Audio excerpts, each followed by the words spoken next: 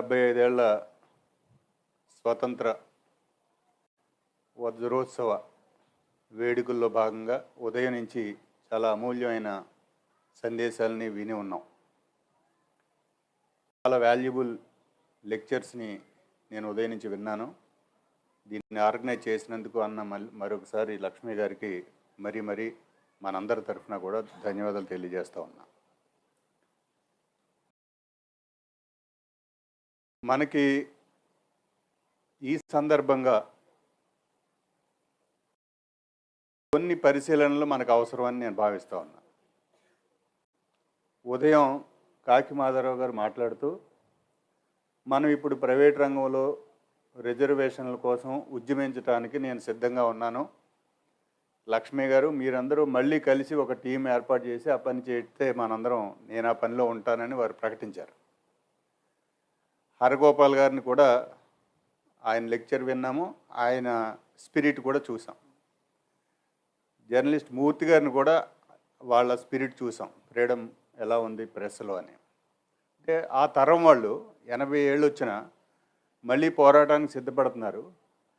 ఇప్పుడు తరం వాళ్ళు 18 ఏళ్ళకి అసలు పోరాటం అంటే ఏమో తెలియని కాలంలో మనం ఉన్నాం. ఈ వైరుధ్యం మనకి భారత రాజ్యాంగాన్ని కాపాడుకునే అంశంలో కూడా మనకు ఎదురవుతుంది ఇవాళ భారతదేశంలో. కనుక భారత రాజ్యాంగాన్ని పరిరక్షించుకునే పోరాటాలు ఈ దేశంలో జరగాల్సిన చారిత్రక అవసరము, దీన్ని టార్గెట్ పీపుల్ని అడ్రస్ చేయటం అనేది చాలా కష్టంగా ఉంది. బహుశా డాక్టర్ బాబాసాహెబ్ అంబేద్కర్ గారి యొక్క ఇన్ఫ్లుయెన్స్తో ఆయన నాయకత్వాన్ని కోరుకున్న సమూహాలు ఆ రోజు ఆయన వెంట నడిచాయి. ఆయన ఏం చెప్తే అవి చేశాయి. ఆయన రాజ్యాంగంలో భాగస్వామి అయితే ఆ రాజ్యాంగాన్ని కూడా కాపాడుకోవడానికి ప్రయత్నం చేశాయి.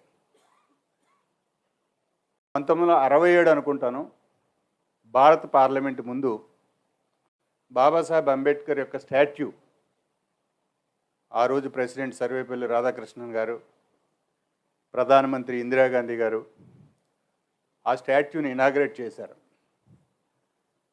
అదే మోడల్ స్టాట్యూ ఈవేళ భారతదేశంలో గ్రామాన కొన్ని లక్షల విగ్రహాలు వెలిశాయి.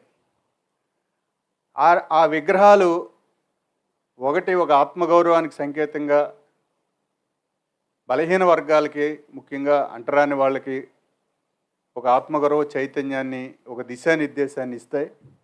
ఏకకాలంలో ఆ రాజ్యాంగం పట్టుకుని చూపుడు వేలు చూపిస్తున్న విగ్రహం ఏదైతే ఉందో ఆ రాజ్యాంగాన్ని కూడా ప్రొటెక్ట్ చేయడానికి అవే సమూహాలు నిరంతరం మాట్లాడుతూ వచ్చాయి.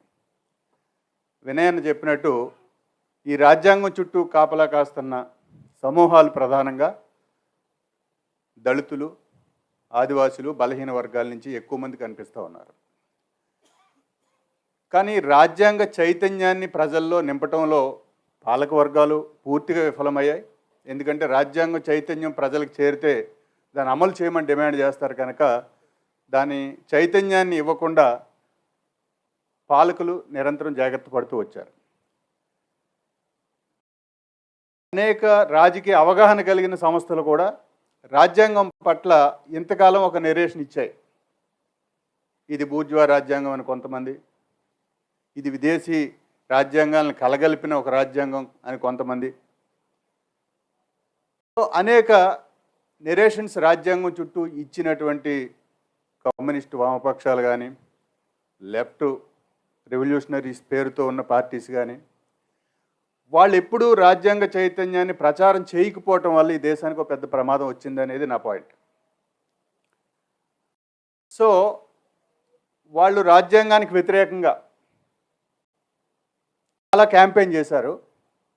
ఆల్టర్నేటివ్ని నిర్మించి దీనికన్నా గొప్ప రాజ్యాంగాన్ని ఇవ్వటానికి కానీ, దీనికన్నా గొప్ప ఆదర్శ సమాజాన్ని నిర్మించడానికి కానీ మాటల్లో చెప్పినప్పటికీ ఆచరణలో అది సాధ్యం కాలేకపోయేటప్పటికీ ఉన్న రూలింగ్ పార్టీ మీద ఏదైతే ఇండిపెండెంట్ మూవ్మెంట్లో పార్టిసిపేట్ చేసి ఈ రాజ్యాంగం అయినా మనకు అందించినటువంటి వ్యవస్థ ఏదైతే ఉందో అది పొలిటికల్ ఆర్గనైజేషన్ అనండి, దాని మీద ఒక అసంతృప్తిని క్రియేట్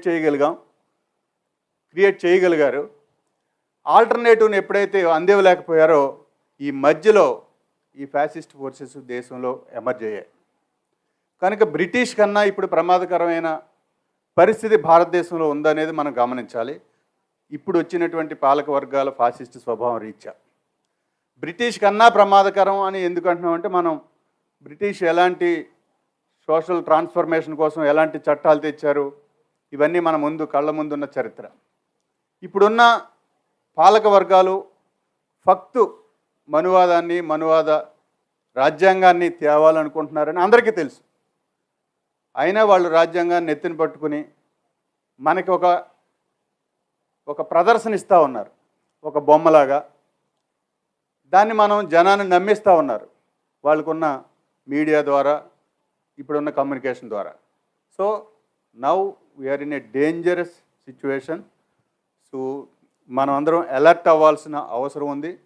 దీన్ని ఇలాంటివి అనేక ఏడాదంతా ప్రతి చోట ఇలాంటి సెమినార్స్ జరగాలి. ముఖ్యంగా యంగ్స్టర్స్ని, హై స్కూల్స్ని, కాలేజెస్ని, యూనివర్సిటీస్ని టార్గెట్ చేయగలగాలి. ఎవరైతే ఎడ్యుకేటెడ్ పీపుల్ ముందు ఎన్లైట్ అవుతారో వాళ్ళు ప్రజలకి చేరవేయగలుగుతారు. అలాంటి ప్రోగ్రామ్ని CDS కూడా తీసుకుంటుందని భావిస్తూ ధన్యవాదాలు. Thank you.